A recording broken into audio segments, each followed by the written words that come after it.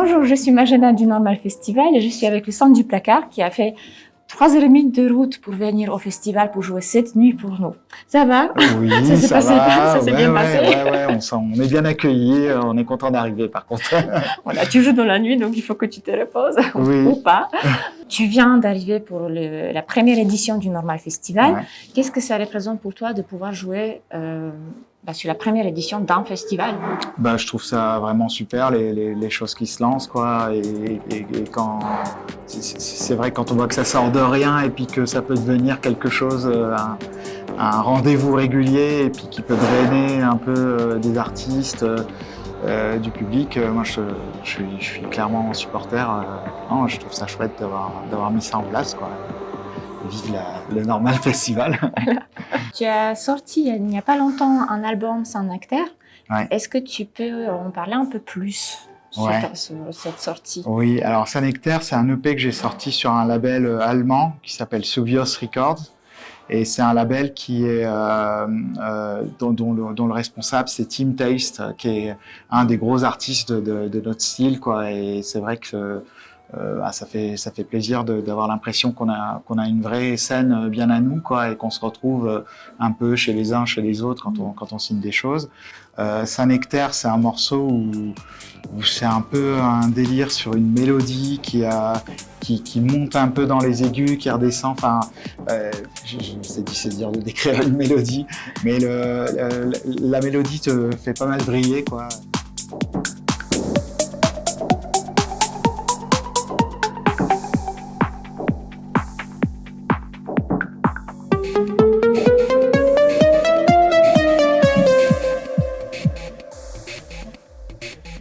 Et puis moi je viens d'Auvergne, quoi, de Clermont-Ferrand, et je trouvais ça rigolo d'appeler ça Saint-Nectaire, comme ce fromage assez particulier de là-bas, quoi. Ah d'accord, parce que justement c'était ma question. C'est quoi Saint-Nectaire? Voilà, Saint-Nectaire, mais pourquoi? C'est les fromages, ça part des abeilles? Non, pas du tout. Et dans tes compositions, quand tu fais la production, moi personnellement, je trouve que ta musique elle est un peu sombre, ou on peut dire aussi que c'est de la musique qui vient d'un film de science-fiction. Ouais. De quoi tu t'inspires? Quelle histoire tu veux nous raconter? C'est vrai que j'aime beaucoup la SF, quoi, autant en livre qu'en film. Et je trouve que ça fait imaginer des choses, quoi, si tu veux, voilà, l'imagination quelque part. Et ces ambiances un peu sombres, un peu inquiétantes, c'est peut-être mon vieux goût pour les films d'horreur, les choses comme ça. J'aime bien, c'est bien mon truc. Après, je pense que tous mes morceaux sont pas sombres. Je pense qu'il y a des fois où malgré moi, je suis plutôt quelqu'un d'assez joyeux, heureux, et je pense que il y a des morceaux où tu vas le sentir aussi, quoi. Voilà. Donc c'est deux facettes, et puis je dirais que même le sombre, c'est un peu du sombre, un peu potache, si tu veux, un peu plus carton-pâte et enfantin, en fait, quelque part, même si un peu inquiétant, c'est le placard, hein. Voilà. Et du coup, je pense un petit peu, du sombre, mais le sombre des enfants, quoi, tu vois, la sorcière qui est dans le placard, qui fait pas vraiment peur, en fait. Et par quoi tu es guidé quand tu fais une production? Est-ce que ça se passe que, je ne sais pas, tu as un moment libre et tu te dis, tiens, je vais faire une production? Est-ce qu'il y a un événement dans ta vie qui fait en sorte que, à ce moment-là, tu as envie de produire? À vrai dire, tu vois, j'ai un métier à côté, j'ai des enfants, donc les heures que j'ai pour produire, elles sont rares et précieuses. Donc ça, oui, je produis dès que j'ai le temps. Après, évidemment, il faut de l'inspiration. Donc des fois, je travaille beaucoup et il n'y a pas grand-chose d'intéressant qui en sort. Et puis des fois, tu travailles à ce moment-là et t'as l'idée, tu t'as pensé même à quelque chose avant et t'as une super idée et pouf, ça part. Ça vient tout de suite, quoi. Mais il y a des fois, ça vient aussi à force de travail, hein. C'est pas toujours que j'ai l'idée du siècle tout de suite, mais des fois, tu insistes, tu cherches, tu testes des choses, tu effaces, tu refais, et tu finis par tomber sur quelque chose qui te plaît, quoi. Oui.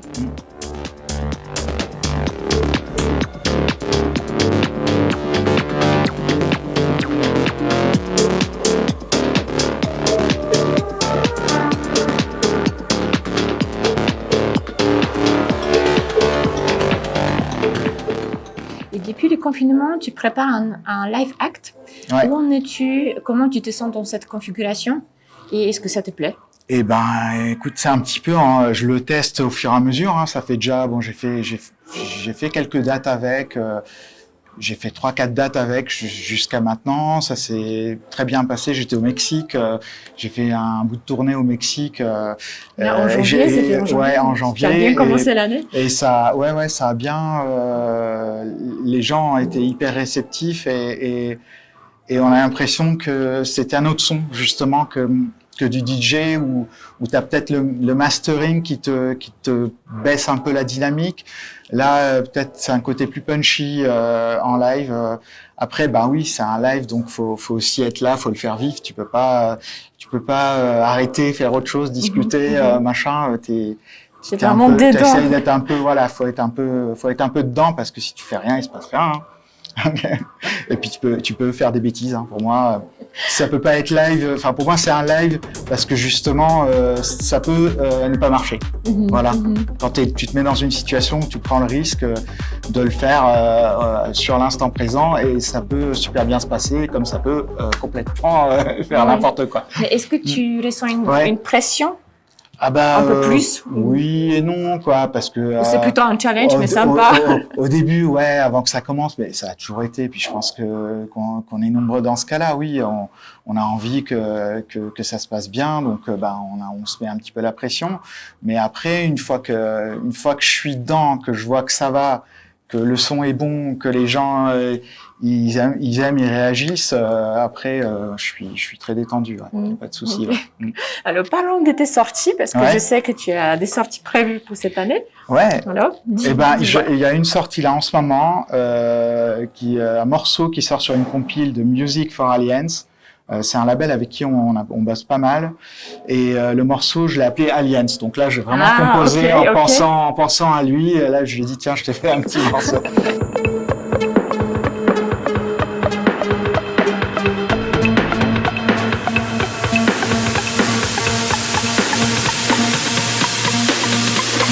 Franchement, je pense qu'il est... il vaut le coup peut-être d'être écouté parce que j'ai essayé de faire un genre de mix entre il y a un côté minimal, dark et puis il y a des parts où c'est presque du breakbeat. Ouais, j'ai fait des rythmiques aussi un peu sur les breaks qui sortent un petit peu du carcan du boom boom techno, tu vois. Enfin, j'essaie de faire un truc particulier, quoi. Donc je dirais aller écouter. Après, je vais avoir une sortie sur Pimtits Records, qui est un petit label français, mais avec qui on travaille bien ensemble et je suis bien content d'être avec eux. Et il va me faire remixer par Alcor. Alors Alcor, c'est un producteur qui était plutôt dans la scène. Alors je sais pas si on dirait hardcore ou Frenchcore. Et c'est une musique que j'écoute plus tellement aujourd'hui, mais je me rappelle quand j'étais, quand il y a quelques années, avoir beaucoup aimé ça et notamment ce qu'il faisait lui, quoi. Donc pour moi c'est un honneur, quoi. Puis après je suis curieux de voir ce qu'un producteur de musique quand même un peu plus énervé que la mienne peut faire à partir de son à moi, quoi. Donc voilà, je suis curieux de voir ce que ça va donner. Il y aura aussi une sortie sur le label canadien Alpaca, une compilation. Où il y aura un morceau, et puis on prépare un EP sur Rubik's Recording, donc le label de Infasia, Fred Infasia, qui est aussi quelqu'un avec qui on collabore depuis un sacré bout de temps, et je suis bien content il remet le couvert, en fait, il recommence un peu, il relance le label, et je suis bien content qu'il m'ait pris pour un EP là, parce qu'il met vraiment la barre très haut, et je pense que c'est un label à surveiller de près. Hein. Beaucoup de travail. Ouais, beaucoup de travail, et puis de la qualité aussi. Il est assez select, et puis lui, il fait du super son, et puis tout ce qu'il a pris sur son label là, c'est que du bon. Donc, vous devriez aller jeter un œil. Rubik's Recording, allez écouter. D'accord. Et donc, cette année, donc l'année 2022, tu as commencé par une date au Mexique. Ouais. Est-ce que tu as prévu d'autres dates où est-ce qu'on peut te voir encore cette année? Et ben voilà, je fais pas beaucoup de dates parce que comme je l'expliquais, j'ai une autre vie aussi et j'essaie de me concentrer sur des belles dates et je pense que là on a des choses pas mal en perspective. Fin mai, il y a le son libre et ensuite en juin, il y a le Doxar. Le Doxar c'est en Bretagne, le son libre c'est dans le sud de la France. J'ai une date en juillet en Allemagne à une centaine de bornes de Berlin. C'est le MITDIR Festival. D'accord. Ça pouvait pas être plus facile. Ouais, je sais même pas c'est quoi les initiales de quoi, mais ça veut dire quelque chose. Et après, il y a le Fora en août. Donc là, au Portugal. Ouais, début août au Portugal. Et puis en septembre, Canada. En septembre, au Canada, je vais faire... je sais pas s'ils ont encore tout annoncé, mais je vais faire 2 dates au Canada en fait. Il y aura une date à Ottawa et une date à Montréal. Ah super. Voilà. Et voilà, je suis vraiment content de pouvoir faire ces dates-là, quoi. Je pense que ça va être des beaux événements et voilà, ça me fait plaisir qu'ils aient pensé à moi et j'espère que ça va plaire au public qui y sera. Bon, bah, merci beaucoup. Du coup, allons en feu d'artifice parce qu'on commence à les entendre.